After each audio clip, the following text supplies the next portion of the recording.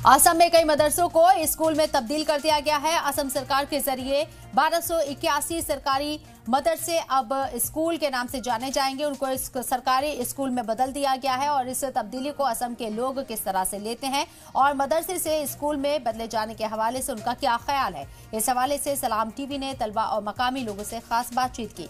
वाज़ेह हो कि मदरसे को स्कूल में तब्दील तो किया गया है, लेकिन कोर्स में अरबी किताबें भी रखी गई हैं। पहला तो अरबिक सब्जेक्ट था, थियोलॉजिकल सब्जेक्ट था।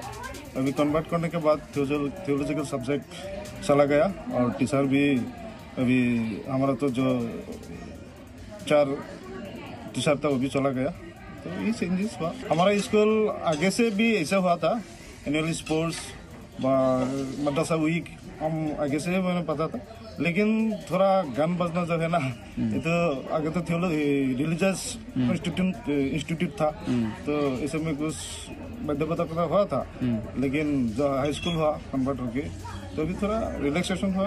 करेंटली तो हमारा जो general maths, mathematics, science, general science, social studies, Assamese, Hindi, पहला तो यही जनरल सब्जेक्ट था, उसके